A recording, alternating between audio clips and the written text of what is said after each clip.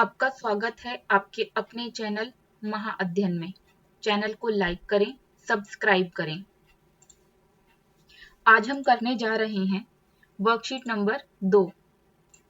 हमारा विषय है गणित, मैथ, और हमारी कक्षा है 7वीं। आज हम सीखने जा रहे हैं आंकड़ों का संग्रह। आइए आगे बढ़ते हैं। आंकड़ों का संग्रह समझने के लिए, या हम ये कहें कि आंकड़ों को एकत्रित कैसे करते हैं, यह सीखने के लिए हम सबसे पहले वर्कशीट में दिए गए उदाहरण की ओर बढ़ते हैं। उदाहरण नंबर 7। उदाहरण 7वीं कक्षा के 20 छात्रों की रुचि इस प्रकार है।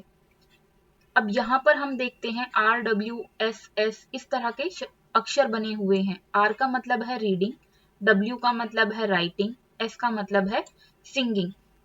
तो रीडिंग मतलब पढ़ना।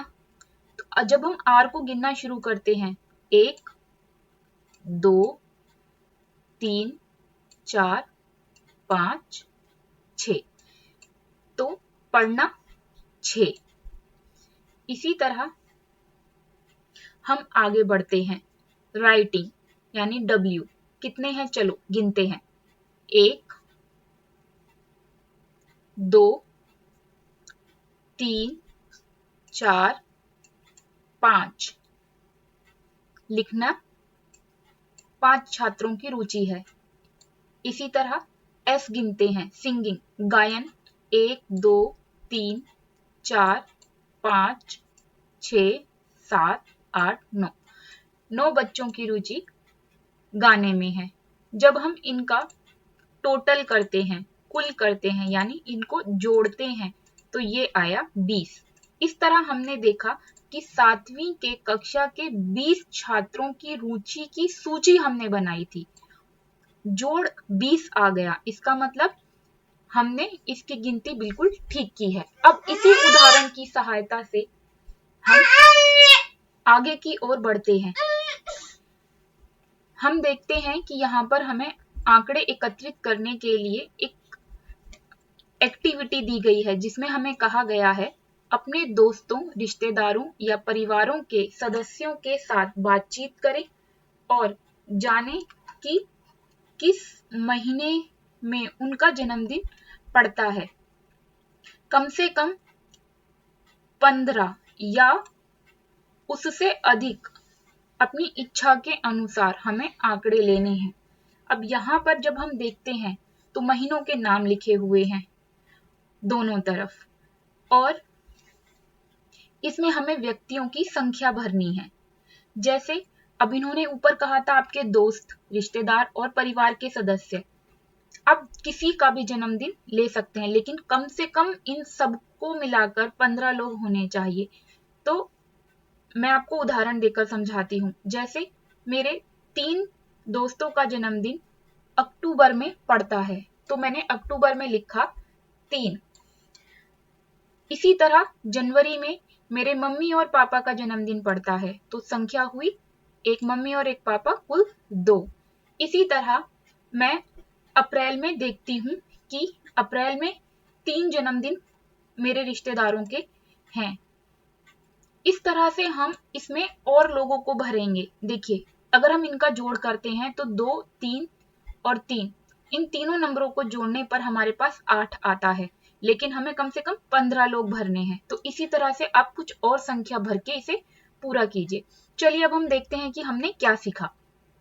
चलिए अभ्यास करते हैं। यहाँ पर पहला प्रश्न, 10 लड़कियों की ऊंचाई को सेंटीमीटर में मापा गया है और परिणाम निम्नानुसार है। यहाँ पर 10 लड़कियों की ऊंचाई बताई गई है, 135, 150, 139, 128, 151, 132, 146, 149, 143 और 141। अब हमें इसके प्रश्न को देखना है, जिसमें पूछा गया है ए में सबसे लंबी लड़की की ऊंचाई कितनी है। तो जब हम देखते हैं इसमें सबसे बड़ा अंक कौन सा है, तो इसमें सबसे बड़ा अंक है 151, यानी सबसे लंबी लड़की की ऊंचाई है 151 सेंटीमीटर। अब दूसरे प्रश्न की ओर बढ़ते हैं। सबसे छोटी लड़की की ऊंचाई कितनी है? तो इसमें सबसे कम अंक कौन सा है? तो हम देखते हैं इसमें सबसे कम अंक है 128, यानी कि सबसे छोटी लड़की की ऊंचाई है 128। चलिए तीसरे प्रश्न की ओर बढ़ते हैं। अब सबसे लंबी लड़की की ऊंचाई में से छोटी लड़की की ऊंचाई घटाएं। अगर हम इन दोनों को घटा दें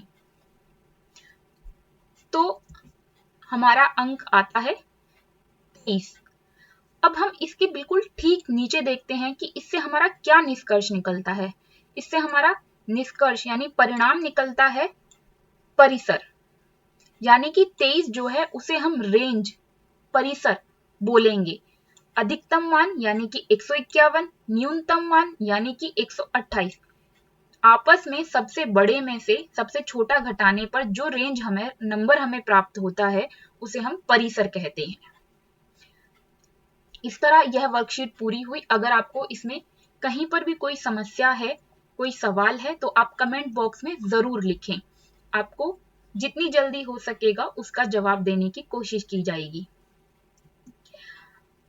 thank you for watching. Students, यह वीडियो आपके लिए बहुत मेहनत से बनाई गई है। आप चाहते हैं कि इसी तरह की यूजफुल वीडियो आपको मिलती रहे, तो प्लीज प्लीज सब्सक्राइब जरूर करें, बेल आइकन पर क्लिक करें। Thank you.